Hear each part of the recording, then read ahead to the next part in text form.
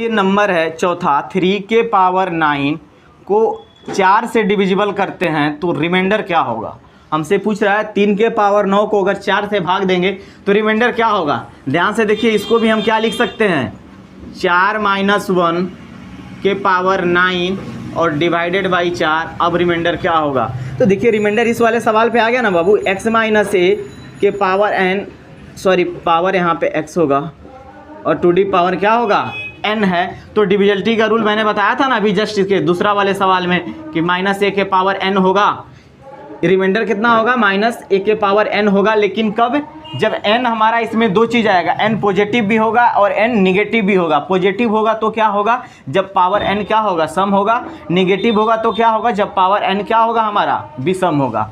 तो आप देखिए 4 से इसको घटाते हैं तो क्या आएगा, फाइनली 1 के पावर कितना, -1 के पावर 9 आएगा। और 9 हमारा क्या है बाबू, 9 हमारा क्या है, तो 9 हमारा ऑड नंबर है।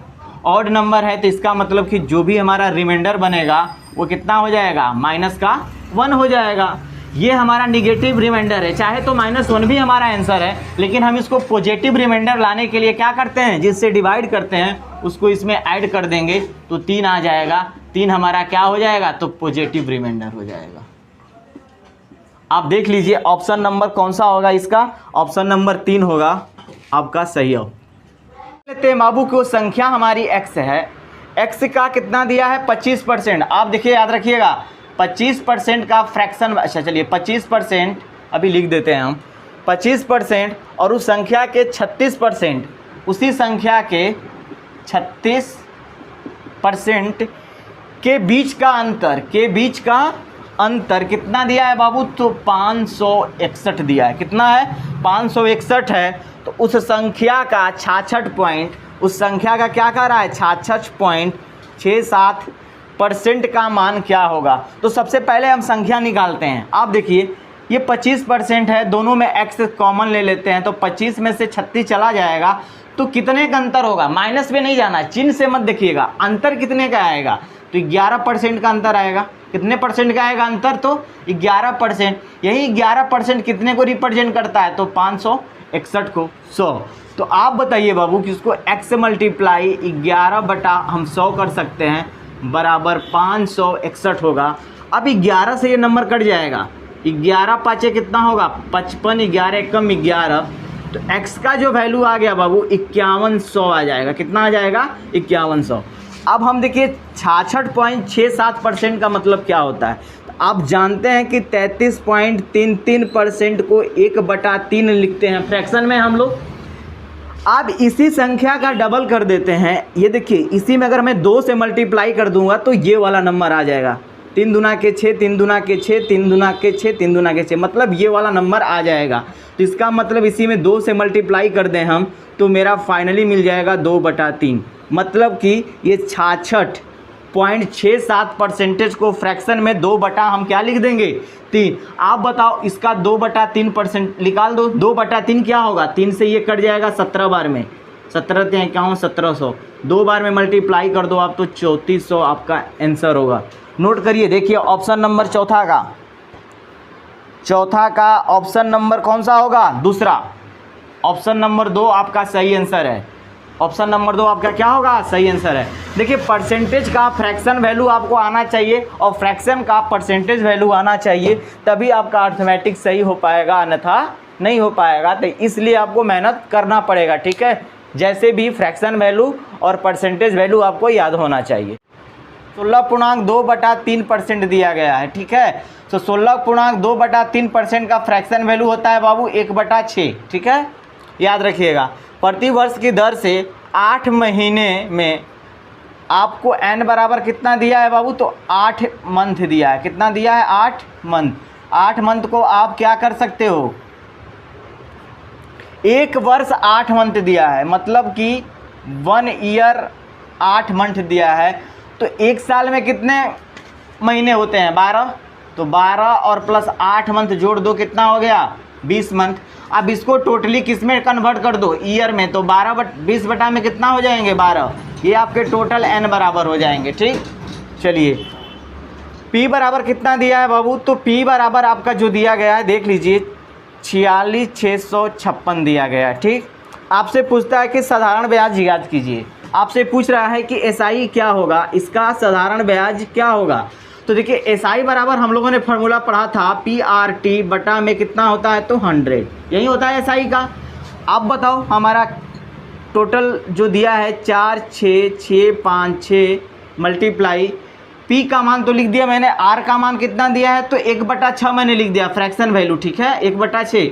अब परसेंटेज बटा में 100 नहीं लिखेंगे क्योंकि इसी का मैंने क्या लिख दिया, फ्रैक्शन वैल्यू लिख दिया है।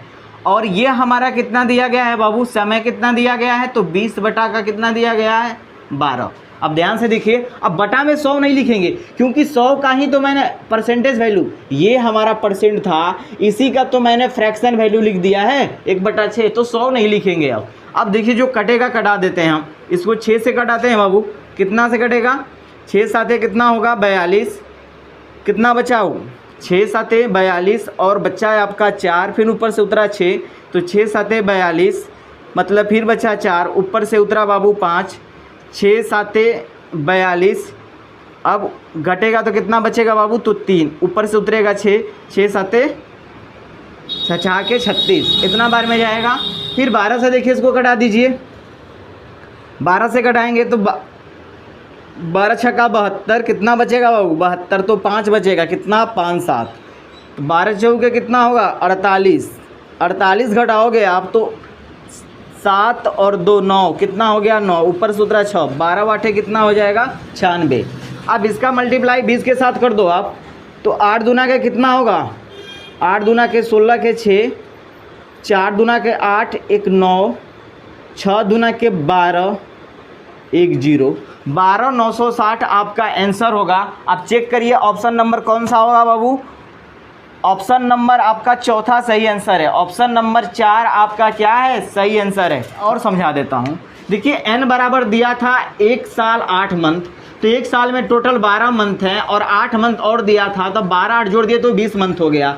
20 मंथ को मैंने ईयर में कन्वर्ट कर दिया, तो 12 से मैंने क्या कर दिया, डिवाइड कर दिया। P का मान दिया ही गया है 16.2/3 का फ्रैक्शन वैल्यू 1/6 होता है, तो SI बराबर PRT/100 होता है। लेकिन जब फ्रैक्शन वैल्यू का यूज करेंगे हम तो 100 क्या करेंगे, नहीं लिखेंगे, सिर्फ क्या लिखेंगे हम, PRT लिखेंगे। ठीक है, ज़्यादा नहीं, बस SI बराबर PRT, जब क्या, जब हम फ्रैक्शन वैल्यू यूज करेंगे तो PRT लिखेंगे। ठीक, इस मान को मैंने यूज कर दिया।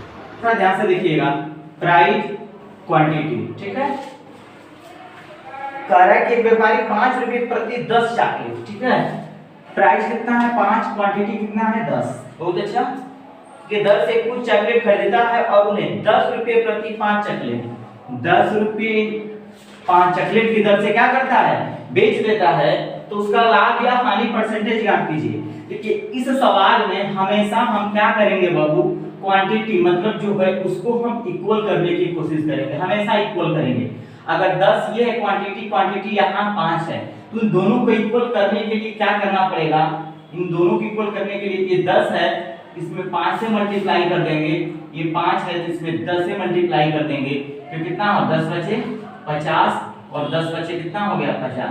आपने जब इस इक्वेशन में 5 का मल्टीप्लाई किया है तो इधर भी आपको क्या करना पड़ेगा, 5 का मल्टीप्लाई करना पड़ेगा।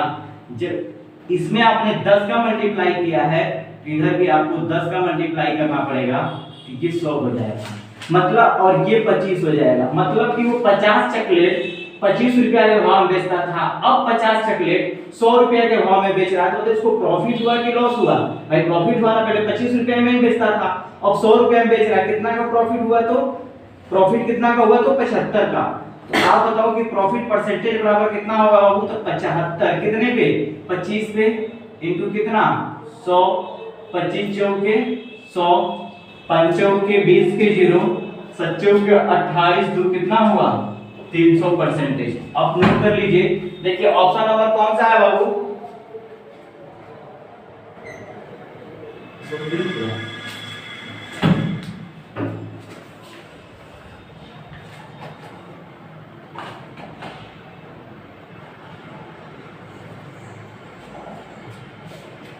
ठीक है, ऑप्शन नंबर कौन सा होगा बाबू, तीसरा का ऑप्शन नंबर दूसरा आपका सही आंसर है। ऑप्शन नंबर 2 आपका क्या होगा?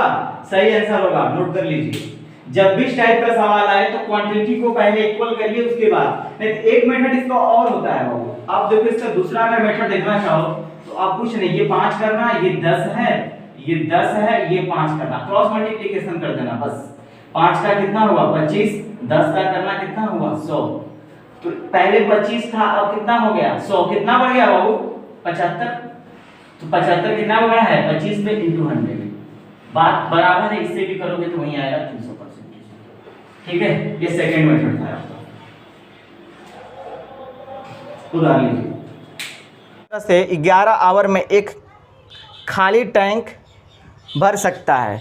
जो कह रहा है बाबू कि पाइप ए है, 11 आवर में खाली टैंक को क्या करता है? भर देता है। ठीक, पाइप बी 15 आवर में पूरी तरह से भरे हुए टैंक को खाली कर देता है। जो पाइप बी है वो 15 आवर में क्या करता है? भरे हुए टैंक को खाली कर देता है।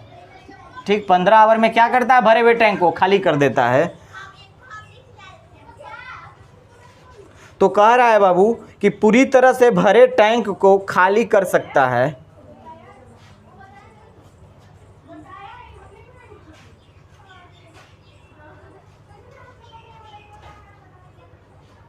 कर सकता है तो दोनों मिलकर टैंक को कितने समय में भर देंगे? ठीक है, दोनों मिलकर टैंक को कितने समय में भर देंगे? ठीक, आप देखिए इन दोनों का एलसीएम निकालिए।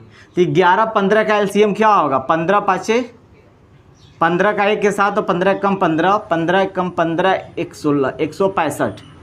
165 किसको डिनोट करेगा बाबू? Total work. मतलब ये लीटर हो गया, लेकिन ये हमारा टोटल वर्क को डिनोट करेगा। सोचो पहला क्या करता है?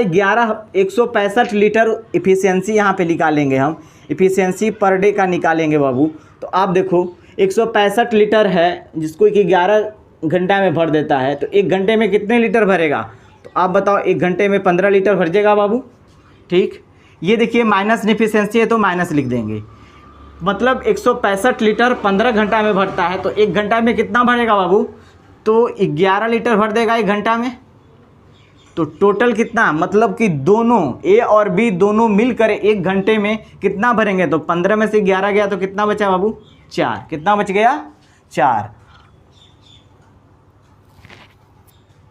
ठीक, कितना हो गया? 4। आपसे पूछा है कि दोनों मिलकर कितने, तो टोटल वर्क हमारा इतना है, दोनों एक दिन में 4 लीटर ही पानी भर सकते हैं। तो हमको टोटल भरना कितना है? 165। कितना भरना है बाबू? 165। तो बटा में 4 हो जाएगा। अब इसको डिवाइड दो तो कितना? 4 चौके 16,